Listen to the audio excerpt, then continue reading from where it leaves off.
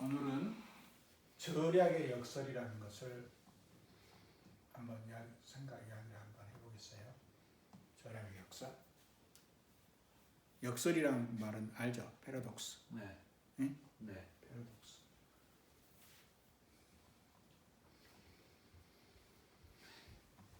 이 말은 무슨 말이냐면은 절약을 하려고 하면 할수록 절약이 잘 돼야 되잖아요. 저축을 하려, 응?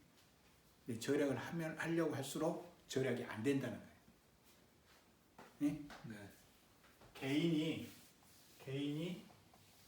저축을 많이 할수록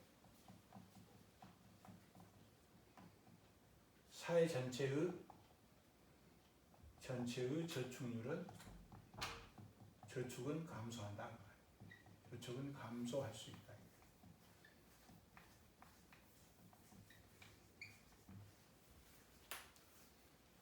이상하지 않아요? 개인이 저축을 많이 해. 모든 개인이 다 저축을 많이 해. 많이 하려고 그래. 옛날보다. 그러면 사회 전체적으로 다 더해놓으면 어떻게 돼요? 저축이 증가하는 것이 맞잖아요. 네. 감소하네요. 근데 오히려 저축이 감소합니다. 이상하네요. 이상하죠.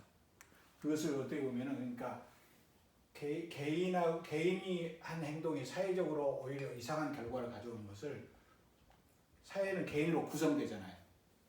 네. 그렇기 때문에 이것을 구성의 모순이라고도 해요. 구성의 모순. 구성의 모순.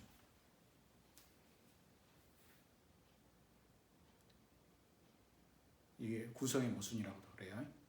자, 그래서 이것을 이제 설명하기 위해서 경제 문제는 크게 우리가 네 가지로 나눴었죠. 그 전에 경제 문제는 첫째 뭐예요? 기존 제품 있죠. 쌀 같은 거. 기존 제품이 있는데 이 기존 제품이 최적 생산을 하는 문제. 최적 생산과 최적 소비를 하는 문제. 소비를 하는 이런 문제로 할 수 있고, 그다음에 두 번째는 이 첫 번째 제품에는 최적 생산과 최적 제품이 자원 효율적으로 배분되어 있으면 무엇이 제대로 기능을 해야 되냐면은 가격이 기능을 잘 해야 돼. 가격 기능이 아주 원활해야 돼요. 그렇죠? 가격이 매우 중요한 거예요. 가격이 자원의 효율적 배분을 일으키는 매개적인 역할을 한다는 거죠. 그렇죠? 근데 이 가격이 제대로 역할을 못하는 경우에는 수요하고 공급이 있는데 공급이 많아졌어. 수요는 적어졌으면 원래 수요하고 수요가 적으면은 가격 기능이 한다면 수요는 이런 수요가 공급보다 작으면은 가격이 어떻게 될까요? 가격이 공급이 많으니까 가격이 올라가겠어, 떨어지겠어요?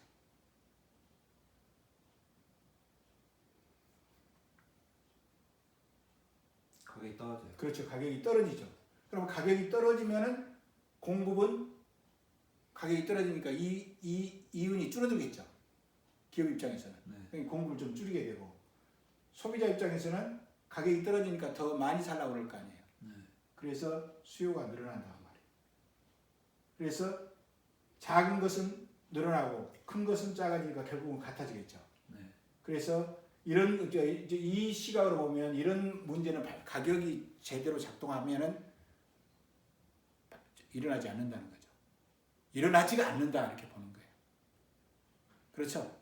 근데 현실로 가면은 가격 중에서 대표적인 것이 임금이다. 임금도 가격이 아니에요? 맞아요. 임금도 가격이죠. 근데 임금은 이게 수요와 공급일 때 어떻게 보면은 공급이 많으면은 임금이 이걸 이제 노동 수요라 그래요. 이제 노동인 경우는 노동 수요하고 노동 공급이 있는데 공급이 많아봐라. 수요는 적어. 그러면 임금이 어떻게 돼야 되는 게 맞아? 떨어지는 게 맞죠? 네. 근데 사람들은 자기 임금이 떨어지는 것을 용인하려고 그래, 안 해? 안 해요. 올라가는 것은 다 좋다 그러지만 떨어지는 것은 너무 자존심 상하게 생각하잖아요.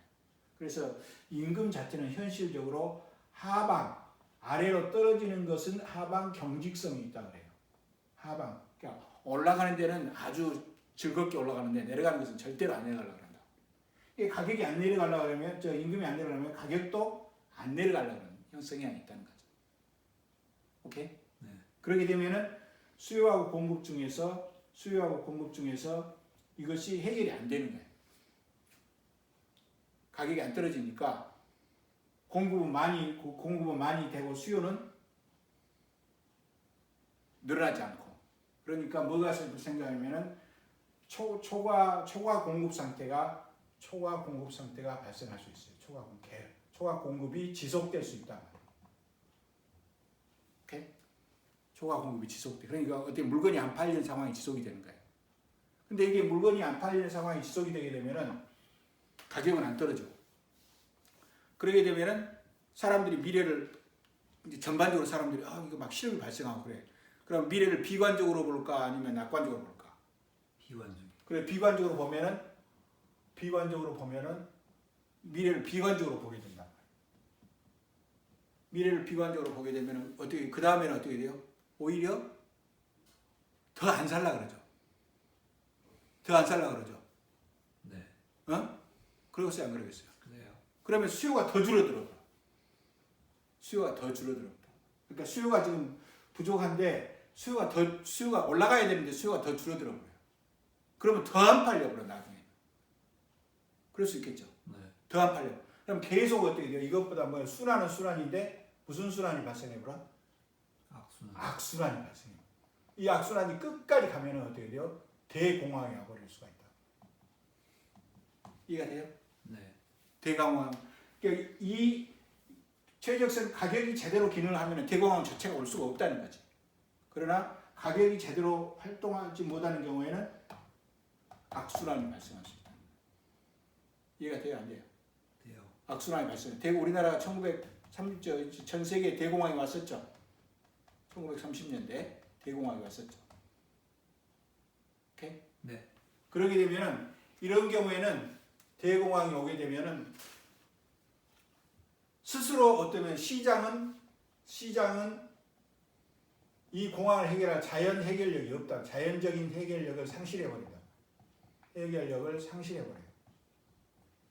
가만히 놔두면 더 악순환만 발생해 버려요.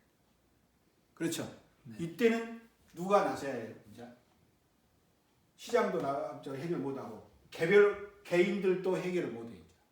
개인은 가격 보고 행동하는. 개인도 해결을.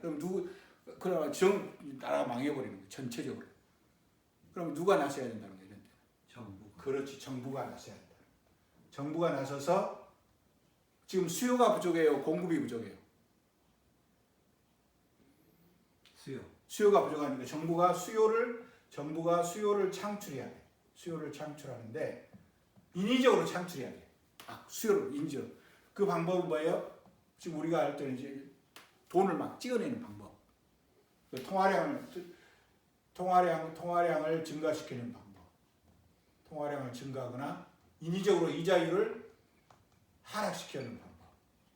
그 다음에 우리 지금 정부에서 막 소득 줘버리죠. 네. 소득을 줘버리잖아요. 막 어려운 사람에 돈 나눠줘 버리잖아요. 그렇죠? 네. 그 다음에 또 어떤 나눠주면은 그 뭐 하라는 거예요? 그런 거 갖고 쓰라는 거죠. 빨리 쓰라는 거죠. 당장에. 네. 3개월 내에 써라 이거야. 네. 무엇을 창출하는 거예요? 수요를 창출하는 거예요. 소득을 나눠줘. 세금을 걷는 게 아니라 거꾸로 소득을 나눠줘가지고 이것을 뭐라 하냐면은 재정정책이라고. 재정정책, 통화정책을 써서 이렇게 해야 되는 상황이 올 수가 있겠죠. 네. 그래요? 네. 자, 이런 상황에서는 이런 상황은 전반적으로 근본적으로 뭐예요? 수요가 부족한 거예요. 네. 수요가 부족하면은 가격이 떨어져야 되는데 가격이 또 안 떨어져요. 가격이 역할을 못 해요. 그런 상황에서 관련된 식이 뭐냐면은 수요를 이제 분석하는 거예요. 공급보다는 수요를 분석하는 거예요. 자, 오케이? 네. 그러면 수요를 분석하는데 이 물건을 사는 것은 수요 분석에 의해서 주체를 보는 거예요. 수요 분석의 주체. 수요 분석의 주체가 누구예요? 물건을 사는 주체는 누구 있을까? 누가 물건을 살까? 소비자요. 소비자가 사죠. 그 소비자가 물건을 사는 것 또는 가게라고 그래요. 가게. 하우스홀드. 이것을 뭐라고 그래요? 투자. 소비자가 물건을 사는 것을 뭐라고 그래요? 소비라고 그러죠. 네. 맞아요? 맞아요. 소비는 영어로 consumption하고 C라고 그래요. 그러면 소비자 말고 또 물건을 사는 주체가 있잖아요. 누구? 물건을 사는 사람. 소비자 말고 또 물건 사는 사람. 수입업자. 수입? 수입도 있죠. 수입업자. 외국에서 사는 거죠. 네. 외국에서 사는 거. 또 우리 외국 말고 우리나라에서 물건을 사는 사람. 자우가 어떤 목적으로 물건을 사는 사람. 도매업자. 도매업자도 있고 또 더 중요한 거. 물건을 생산하는 주체. 공장. 기업. 기업은 뭐 하기 소비하기 위해서 사는 거예요? 아니면 뭐 하기 위해서 사는 거예요? 생산하기 위해서. 그렇지, 생산하기 위해서. 그걸 뭐라고 그러냐면 투자하기 위해서. 그래서 이것을 투자라고 해요. 투자는 영어로 뭐죠? 인베스트먼트. 그러니까 I라고 써요. 인베스트먼트. I가 쓰는 거예요. 그 다음에 수입업자가 사는 것은 수입은 뭐라고 하죠? 임포트라고 그러죠? IMPORT인데 이거 I자를 M자를 써요. M자. 수입은 M. 그래서 사는 것은 C, I, 또 M. 외국에서 수입하는 것은 외국에서 사는 것은 우리 쪽에서 보면 뭐예요?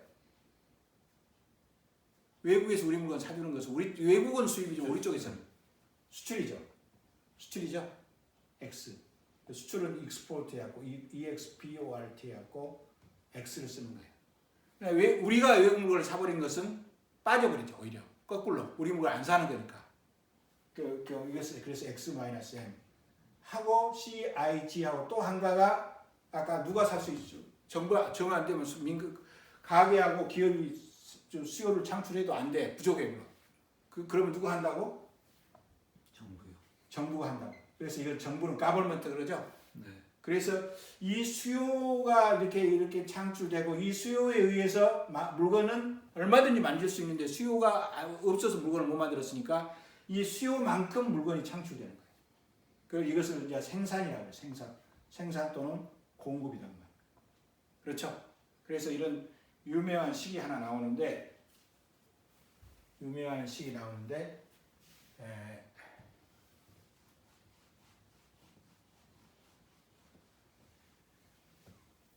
이것을 자 Y는 C가 뭐라고 해요? 소비. 이것은 I는 투자. G는 거버먼트. 정부 지출이라고 해요. 네. 그다음에 외국에서 사주는 것은 우리 쪽에서 보면 외국에서 우리 물건 사주는 것. X. 그렇지. 우리가 외국 물건 사버리는 건 빠져야죠. 네. 빠져야 돼. 그래서 이것을 합쳐서 이건 다 수요요 공급이요. 수요요. 그렇죠. 그래서 이것을 수요인데 국가 전체에서 수요를 구성하는 것을 하기 때문에 이것은 총수요라고 해요. 총수요. 그래서 이거 화살표가 이꼴로 된 게 이쪽으로 해갖고 이것이 총공급이라는 거예요. 그러니까 수요가 공급을 결정한다는 거예요. 오케이? 네. 그러니까 물건을 사주면 사줄수록 생산은 돌아간다는 말이죠. 오케이? 네. 지금 상황하고 많이 비슷하죠? 네. 지금 미래를 낙관적으로 봐, 사람들이 비관적으로 봐. 비관적으로 보니까 소비도 잘 안 하고 투자도 안 하잖아요. 그러니까 누가 나서는 거예요? 정부가 나서서 적극적으로 안 하면은 계속 비관적으로 보기 때문에 그리고 가격도 역할을 못 하고. 이해가 돼요? 네. 그래서 Y는 C 플러스 I 플러스 G 플러스 X다 말이죠. 오케이? 이 식은 꼭 기억을 해야 돼요.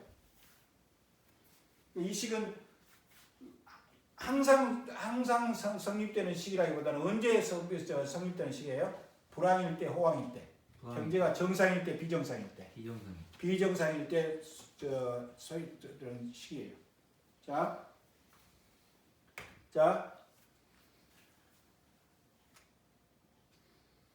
이해가 됐어요? 네. 그 다음에 여기서 한 가지 이제 이거 자 소비하고 Y가 뭐라 그랬어요? 총 공급. 이것은 또는 생산에 의해 소득이 국민소득이라고 할 수도 있어요. 국민소득. 그렇죠? 네. 국민소득은 자 소득에서 소비를 안 해. 소비를 빼고 나면은 이것이 뭐가 될까? 내가 소득이 있는데 소득이 100인데 한 70을 소비해 버렸어. 그럼 나머지는 어떻게 돼? 뭐라고 그래? 30은 소비 안 한 거. 소득 중에 소비 안 한 건 뭐예요?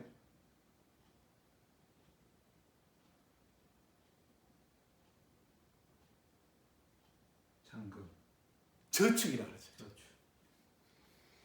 저축이라는 것에 문제는 없죠. 네. 그래서 이거 저축을 영어로 save라 그러죠. 네. 그래서 이것을 S라 그런다. 저축. 그래서 S는 Y-C다. 당연한 거예요? 아니면 뭐 외워야 돼? 아니면 당연한 거예요? 당연한 거야. 당연한 거죠. 외울 필요 없죠. 그 다음에 뭐가 있냐면은 자 그럼 소비의 결정 요인을 봅시다.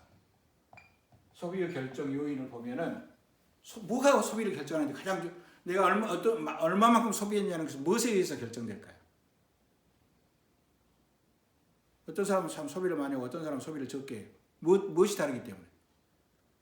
구매력. 그렇죠. 구매력을 결정하는 것이 뭐냐는 말이죠. 소득. 그렇죠. 그래서 C는 무엇의 함수? C는 무엇에 의해서 소득의 함수다. 국민소득, 소득의 함수다. 그렇죠? 네. 소득이 많을수록 소비를 많이 하죠. 그래서 예를 들면 이렇게 C는 100 플러스 0.7 Y다. 그러면은 이거면 자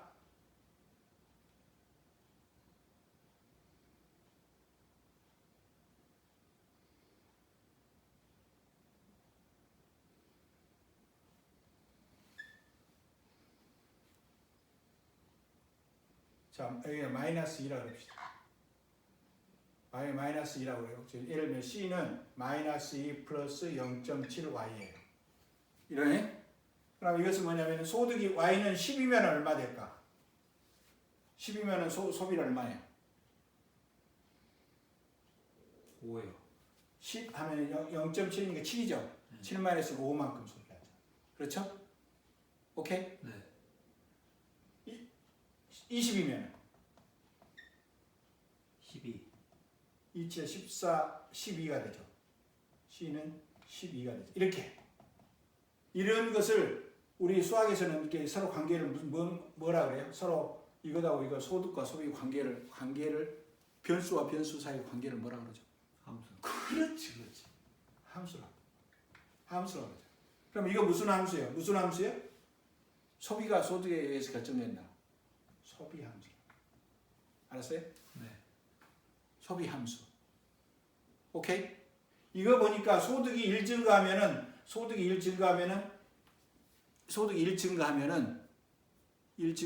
그 일이 다 소비된 게 아니고 몇 퍼센트만 소비돼.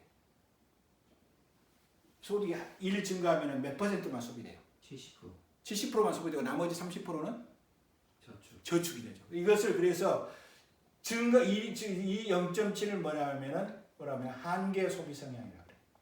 소비 성향이 한계 소비 성향. 그러니까 한계 소비 성향은 소득이 10 증가하면은 그 중에서 10 증가하면은 10이 다 소비되는 게 아니라 7만 소비되고 나머지는 뭐 한다? 저축된다. 오케이? 네. 이것을 한계 소비 성향을 해요. 오케이? 네. 이해가 돼야 안 돼요? 돼요. 그러면 우리가 한번 해봅시다. 그러면 소비 함수는 이렇게 되는데 저축 함수를 구할 수 있을까요? 네. 저축 함수는 뭐예요? S는 뭐예요? Y-C. Y-C죠. Y-C인데 C가 뭐예요? 마이너스 2 플러스 0.7Y죠. 네. 그러면은 Y 마이너스 플러스 2가 되죠. 네. 그 다음에 Y 마이너스 0.7 하니까 플러스 0.3Y가 되죠. 그러니까 이 말은 무슨 말이에요? 소득 1 증가하면은 얼마만큼 저축한다? 30%. 30% 저축한다. 이 0.3은 뭐라고 그래? 아까 한계 무슨 성향? 아까 소비 성향이었으니까 저축. 한계 저축 성향이 된다. 오케이? 네. 오케이? 그렇죠? 네. 한계 저축 성향 알겠죠? 네. 오케이. 그러면은 자 이제 이해가 됐어요? 네. 이해가 됐어? 자 그러면 절약의 역설이라는 것은 자 쉽게 말하면 소비를 많이 하려고 그래요. 소비를 많이 하면은 자 C 플러스 I 플러스 G 플러스 X 마이너스 M 여기서 일단 여기서 C가 뭐였어요? C가 마이너스 2 플러스 0.7Y였죠? 네. 그렇죠? 네. 그러니까 일단 소비가 한 단위 증가했단 말이에요. 소비가 한 단위 증가했어. 그러면 소비가 한 단위 증가하면은 1 증가했어요. 그러면 소득이 얼마 증가했어요? 소비가 그 중에서 0.7만큼 소비를 하죠. 네. 0.7만큼 소비를 해. 소득이 1 증가하면은 소비가 1 증가하면은 1 증가한 만큼 일단 Y가 1 증가하죠. 여기서 이렇게 가니까. 그 다음에 또 Y가 증가하면 어떻게 돼? Y가 증가하면은 여기가 소비 일단 다시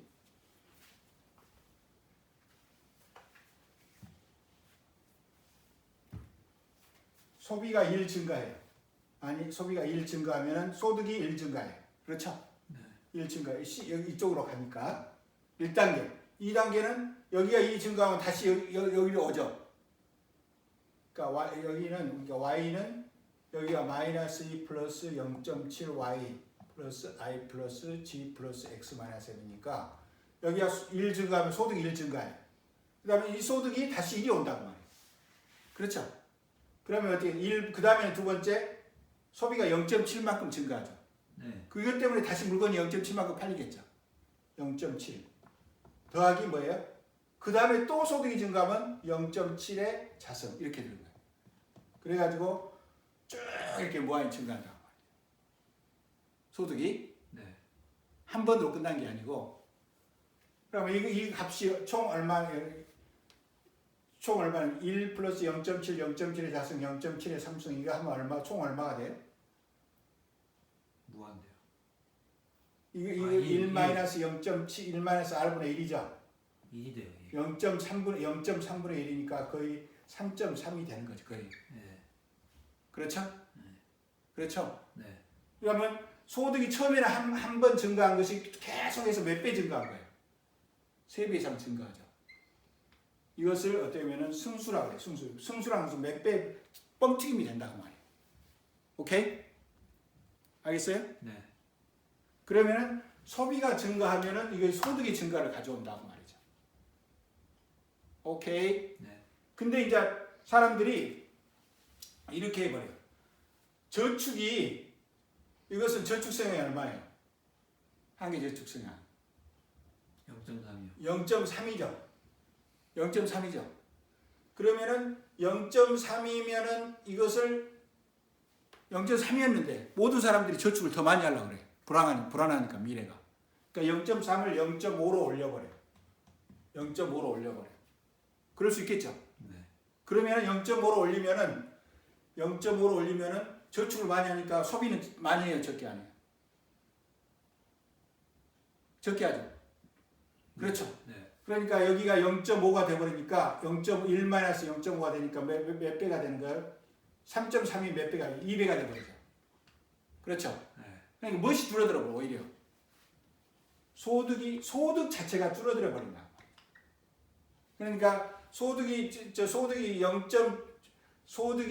그러니까 저축이라는 것은 소득에서 일부분을 저축하는 거 아니에요. 네. 근데 비율을 0.3에서 0.5로 올려놔도 소득 자체가 줄어들어 버리면은 오히려 전체의 저축은 오히려 줄어들어 버린다 그 말이죠.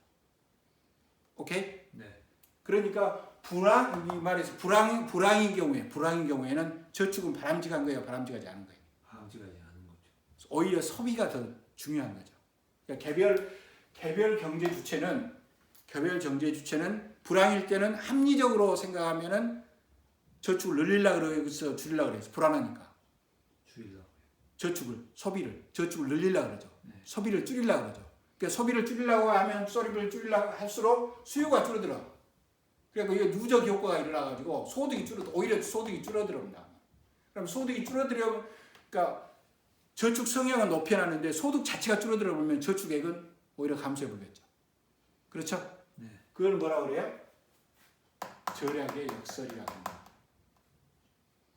이해가 됐죠? 네. 이 말이 가지는 의미는 불황일 때는 개별 경제 주체들이 뭐 하는 것이 바람직하다? 소비하는 것이. 적극적으로 더 소비를 해주는 것이 바람직하다 그 말이죠. 오케이? 네. 그러나 개별 주체들이 진짜로 그렇게 행동하겠어요? 아니. 안 하죠. 그러니까 개별 주체들은 오히려 더 불황이 될수록 더 위축돼 버린다 그 말이죠. 그렇죠? 접어버린다 그 말이에요. 위축돼 버려. 그러기 때문에 이때는 어쩔 수 없이 그러면 이걸 해결하기 위해서는 뭐가 나서야 된다는 거예요? 정부가 나서야 된다는 거죠. 이해가 돼요? 그래서 정부가 소득을 인위적으로 창출하기 위해서 이렇게 추가 경정 예산을 편성해 갖고 막 돈을 나눠줘 버리든가 아니면은 인위적으로 사업을 일으키든가 도로 건설 안 해도 되는데 막 도로를 크게 건설해 버리거나 그러면 사람들이 모여서 일을 하잖아요. 네. 소득을 나눠주고 그 사람들이 돌고 돌아서 다시 뭘 하는 거예요? 소비를 하고 경제를 활성화시킨다. 오케이? 네. 이해가 됐어요? 안 됐어요? 됐어요? 지금 경우에는 오히려 경제를 살리기 위해서는 개별 경제 주체들은 뭐 하는 것이나 적극적으로 지금 활동을 해서는 안 되지만 경제만 보면 활동을 해야 되죠. 네. 미래를 더 긍정적으로 더 많이 소비를 해줘야 되죠. 그런데 실제로는 뭐 할 수가 없다는 거죠. 그렇기 때문에 정부가 나서는 것이 바람직하다는 거죠. 이해가 돼요? 네. 그렇지 않으면은 다 망해버린다. 다 힘들어져 버린다. 더 힘들어져 버린다. 악순환이 반복돼요. 그래서 결국은 이제 이게 악순환이 되어 불황으로 갔다가 대공황으로 갔다가 안 되면 어떻게 전쟁하는 거죠. 제1차 세계대전이나 제2차 세계대전도 이런 과정을 거쳐서 결국은 전쟁으로 간 거예요. 이해가 되죠? 네. 그래서 오늘 절약의 역설이라는 것은 개인이 불황의 경우에 개인이 오히려 저축을 하려고 개인들은 계속 저축을 하려고 하는데 그러면 그럴수록 오히려 저축도 안 되고 경제는 더 망가져 버린다.